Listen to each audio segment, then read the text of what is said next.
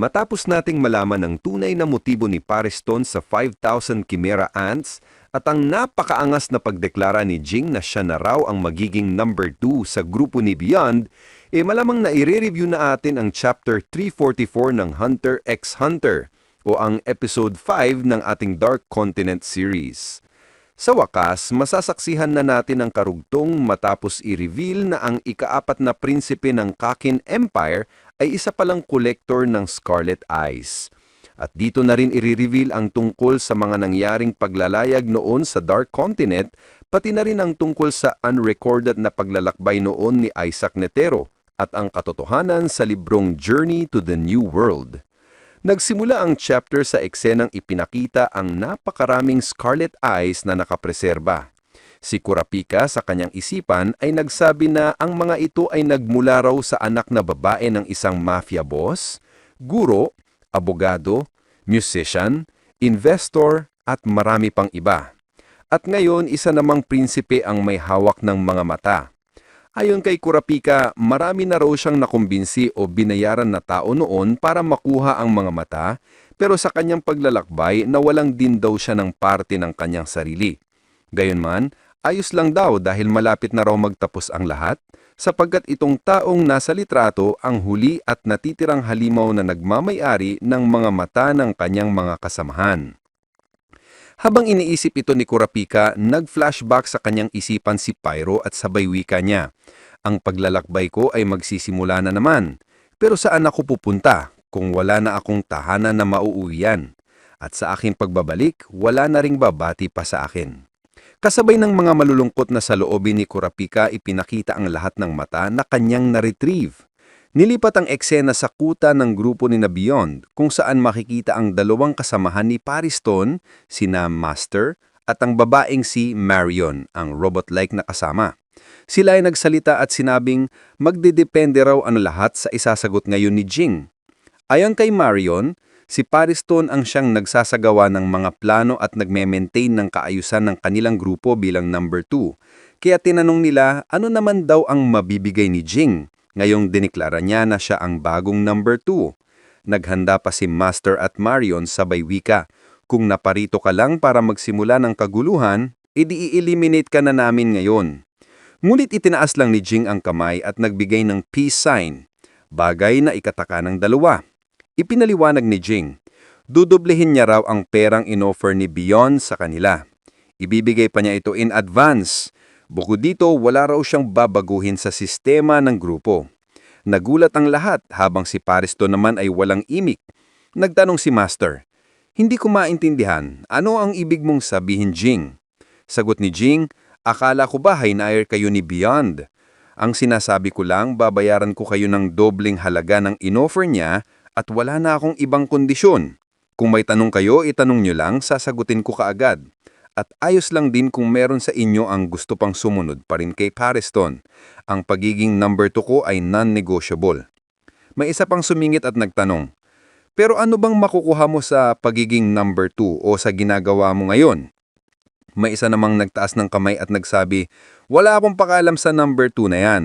Ang totoo ba talaga, babayaran mo kami ng doble at in advance pa? Sagot ni Jing, oo, siyempre totoo yun. Sabay hiningi niya agad ang bank account nito. Ngunit tanong naman ng isa, paano kung hindi kami pumayag sa alok mo?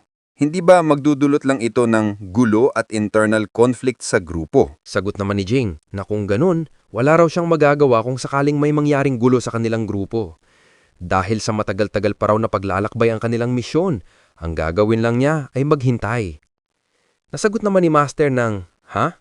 Kaya pinaliwanag ni Jing na naiintindihan naman daw ni Master na kung papayag na ang kanilang grupo o ang grupo ni Beyond na tanggapin siya bilang number 2, parang nagbibigay na rin daw siya ngayon ng request. Kung ganun, maghihintay na lang siya sa desisyon ng lahat.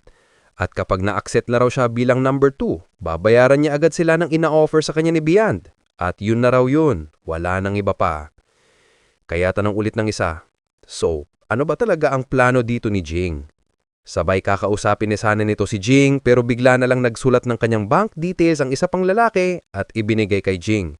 Sabay sabing wala raw siyang pake kung si Jing ang magiging number 2 at heto na raw ang kanyang bank account pati na rin ang amount na ini-offer sa kanya ni Beyond.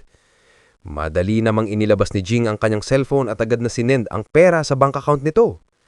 Sabi niya, tapos na, nasend ko na, pwede mo nang i-verify. Nang makita ng lalaki ang transaction na ginawa ni Jing, pinagpawisan ito. Pati na rin ang isa pang lalaki. Kaya't dali-dali siyang umalis at sinabing babalik na lang siya. Pero sabi ng isa, sa tingin ko, hindi na siya babalik. Kaya dito na ulit nagtanong si Jing kung meron pa bang ibang may problema sa pagiging number 2 niya sa grupo. Sumagot naman si Osamen na sabi niya wala raw siyang pake subalit hindi siya susunod sa mga utos ni Jing kasi wala naman daw itong authority sa kanila. Sadyang hindi lang daw talaga siya hinahadlangan ng kanyang mga kasamahan. Sagot naman ni Jing, ayos lang yan. Sabihin mo na lang sa akin ang bank account number mo at ang tungkol sa amount na ibabayad sa iyo ni Beyond. Galit na sagot si Osamen, hindi ko kailangan ng pera mo. Nasagot naman ni Jing na dapat tanggapin ni Osamen ang pera kasi pumayag na raw siya na si Jing ang number 2 ng kanilang grupo.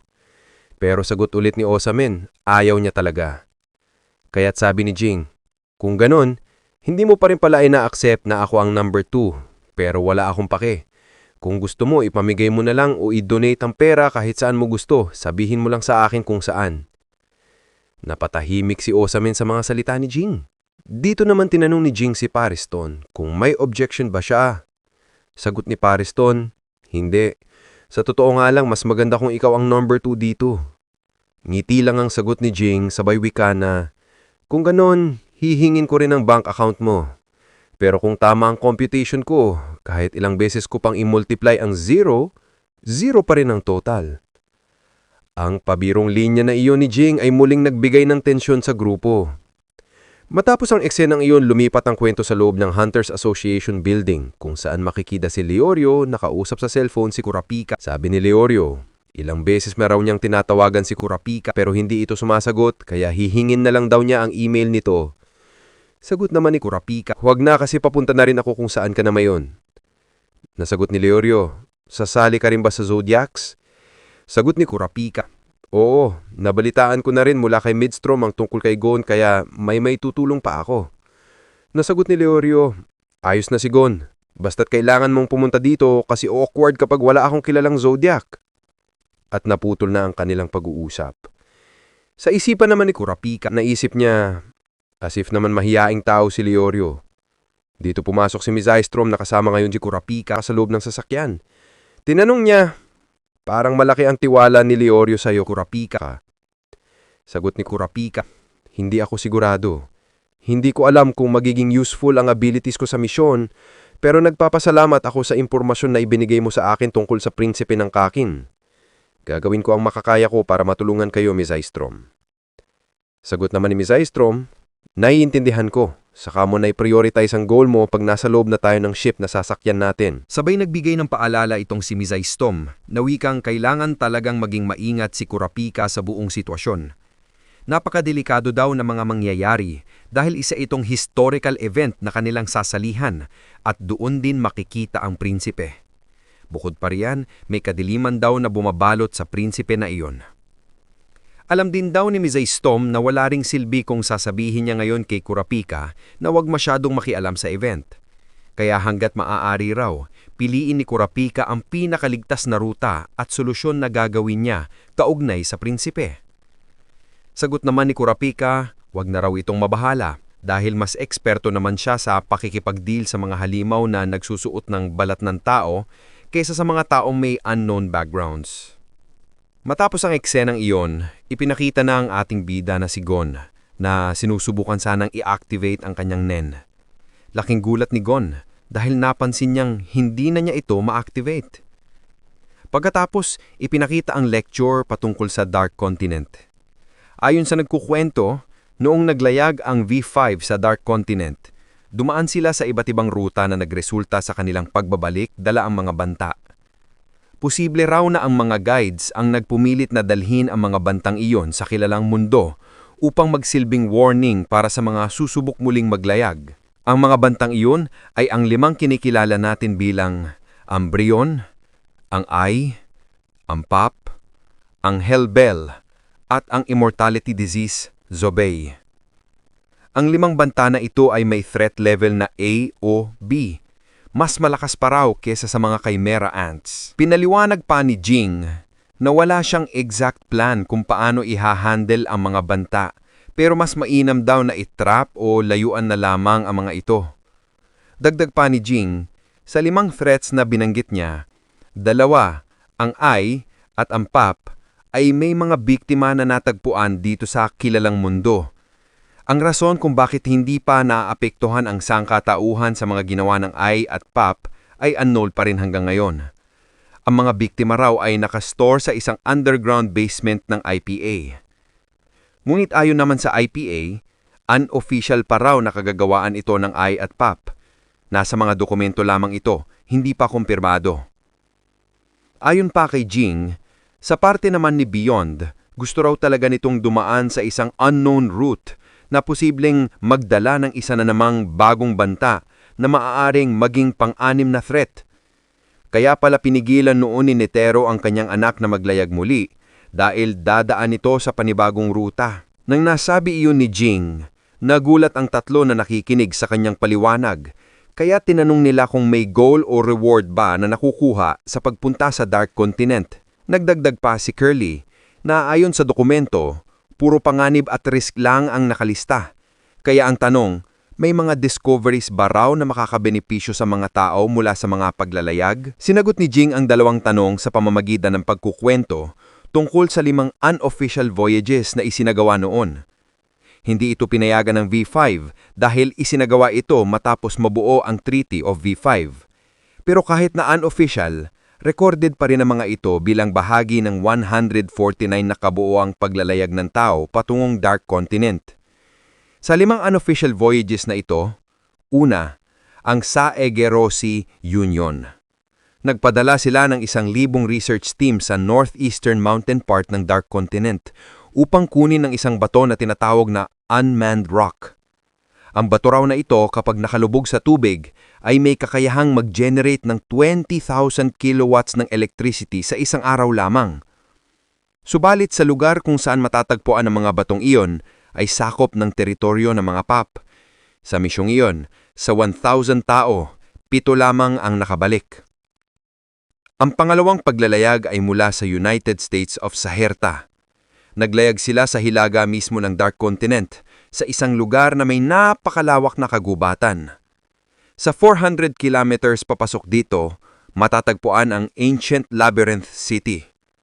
Ayon kay Jing, sa loob ng Ancient Labyrinth na ito ay may tumutubong isang damo na kayang gumaling ng kahit na anong sakit.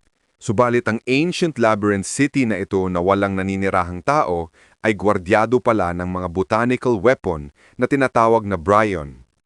Dahil dito, naubos ang buong Special Forces Army ng United States of Saherta. Nangyari ang insidente sa isang iglap lamang. Instant na inubos sila ng mga Bryon.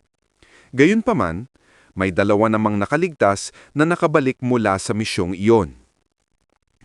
Ang pangatlong ekspedisyon ay isinagawa naman ng Federation of Chima.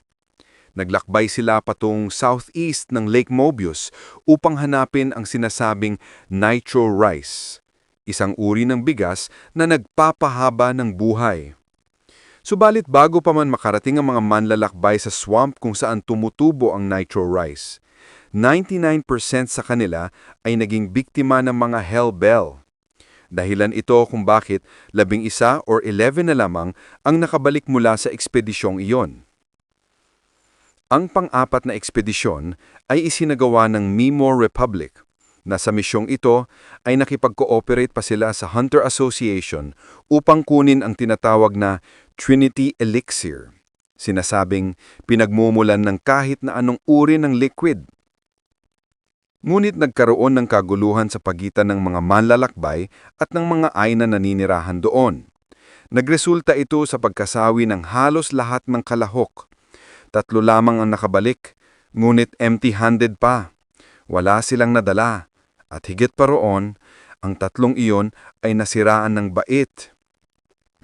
So far, sa unang 4 na paglalayag na iyon, 23 lamang ang naitalang survivors.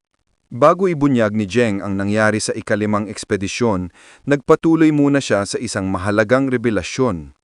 Ayon kay Jing, ang Hunter Association noon ay nagsagawa ng isang secret at unrecorded expedition na pinamunuan ni Netero, kasama lamang ang dalawa niyang kaibigan. Sa paglalakbay nilang tatlo, nasilayan nila ang mga nangyayari sa kagubatan ng Dark Continent. Napakalaking nilalang ang naglalaban. At ang mas malalaking halimaw ay kinakain pa ng mas malalaki. Isang complete chaos ang food chain sa lugar na iyon. Kasama ni Netero ang Zig Zoldyck, mula sa pamilyang Zoldyck, at si Lean Horsdevor, isang gourmet hunter na ngayoy pinakamatandang hunter sa buong Hunter Association. Sila ang tatlo na nakapunta sa Dark Continent sa isang unrecorded voyage. May posibilidad na kung si Nanika nga ay isang si Zig Zoldyck ang dahilan kung bakit nadala ito sa kilalang mundo at naiuwi sa Zoldyck family na sa kalaunan ay sumanib kay Aluka. Matapos ang rebelasyong ito, ipinaliwanag naman ni Jing na si Beyond noon ay sumama sa ekspedisyon ng Kukanyu Kingdom, ang ikalima sa 5 ekspedisyon na nabanggit ni Steiner at Jing. Sa ekspedisyong ito, nagtagumpay silang makuha ang isang uri ng halaman na tinatawag na medalyon. Hindi pa tiyak kung ano ang benepisyo nito sa mga tao. Ngunit dahil sa ibang luta sila dumaan pabalik, nagresulta ito sa pagkakahawa nila ng immortality disease Zoa Bay. 6 lamang nakabalik kabilang si Beyond. Subalit isa sa kanila, isang hunter na nakitang nakatitig noon kay Steiner, ay nahawa ng sakit na iyon. Sa kabuuan, sa 5 paglalakbay, 28 ang survivors. 29 sana kung hindi nahawa ng Zobay disease ang isa. At ayon sa records, sa 28 na iyon, 3 lamang ang nakabalik sa kanilang normal na buhay. Kumpirmado na isa si Beyond sa 3 iyon.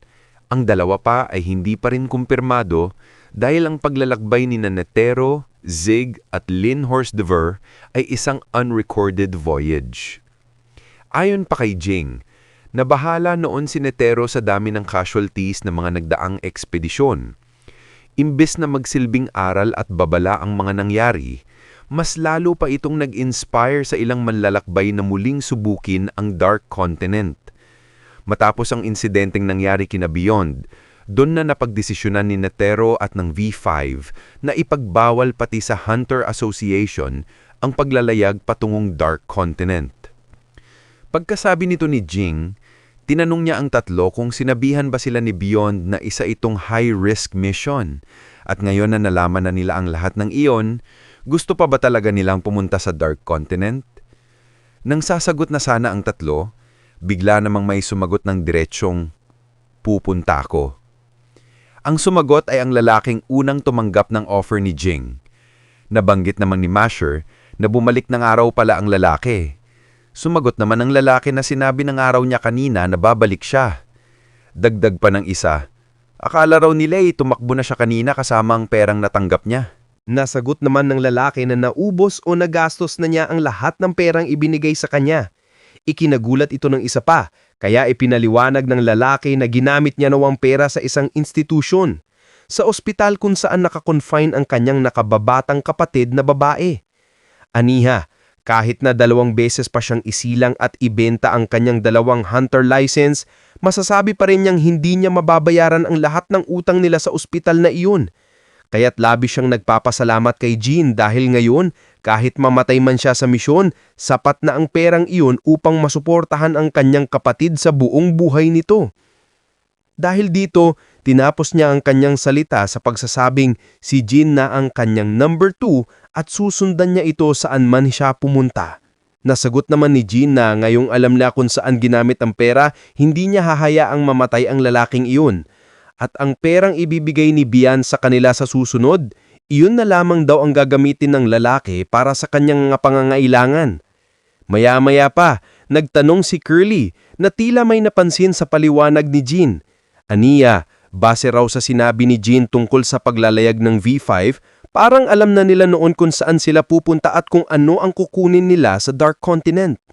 Paano raw nalaman ng V5 ang mga bagay na iyon kung sinasabi nilang hindi pa napapasok ng buo ang kontinente? Ibig bang sabihin may tao nang nakapunta roon bago pa man ang opisyal na ekspedisyon ng V5? Sagot ni Jean, tama raw si Curly. May mga siraulo raw talagang tao sa bawat era. At 300 years ago, may isang tao raw na naglakbay mag-isa sa buong baybayin ng Lake Mobius. Nagulat si Curly at tinanong, mag-isa lang ba? Tumanggo si Jean at idinagdag na isinulat pa ng taong iyon ang kanyang paglalakbay sa isang libro. At ang librong iyon ay walang iba kundi ang Journey to the New World. Mayroong East Edition at West Edition, ngunit sa nayon, ang natatagpuan lamang ng mga tao ay ang East Edition na nakita rin nating binasa ni Steiner. Hanggang ngayon, wala pa ring trace ng West Edition. Nag-usisa ulit si Curly. Bakit naman kaya? Nagbigay si Jean ng 3 rason. Una, ayon kay Master, posibleng hinahanap pa ito ngayon. Pangalawa, ayon sa isang lalaki, baka hindi natapos ng author ang libro. At pangatlo, ayon kay Jean, posible ring hanggang ngayon ay sinusulat pa rin ng author ang West Edition. Ikinagulat sila nito at napasabing, pero 300 years ago pa iyon. Maya-maya na-realize ni Curly na posible nga. Sa dami nilang nadiskubre na mga bagay tulad ng nitro rice na nagpapahaba ng buhay at mga halamang nakakagamot ng kahit anong sakit, maaring kinukonsumo ng taong iyon ang lahat ng iyon para manatiling buhay hanggang ngayon. At dito, ipinakita na si Pesto na tahimik na nakikinig. Tinapos ni Jean ang kanyang sasabihin sa pagsasabing, at ang author ng librong iyon ay walang iba kundi ang individual na nangangalang na Don Freaks. Grabe mga kaibigan! Ang author pala ng Journey to the New World ay ancestor ni Jean at ni Gon Freaks. Isang freaks din. Napakalakas ng taong ito na nagawang maglakbay mag-isa sa Dark Continent. Isang napakatinding revelasyon mula sa 5 paglalakbay noon hanggang sa 5 banta, pati na rin sa unrecorded voyage ni Netero, Zig Zoldyck at Linvers Duverve. Ang ganda ng chapter na ito mga kaibigan. At sa susunod na chapter, malalaman na natin kung ano nga ba talaga ang nangyari kay Gon at bakit hindi na niya mailabas o mai-release ang kanyang aura. Makikita rin natin ang progress na ginagawa ngayon ni Jean sa grupo ni Beyond at ang revelasyon tungkol sa prinsipe na may hawak ng mga scarlet eyes. At marami pang iba ang ating masasaksihan sa susunod na chapter. Dito na natin tatapusin ang video sa last panel na ito. Kung nagustuhan ninyo ang video, don't forget to like, comment at mag-subscribe para sa more videos like this. Maraming salamat, this is Mr. AI Anime and see you guys again on my next video.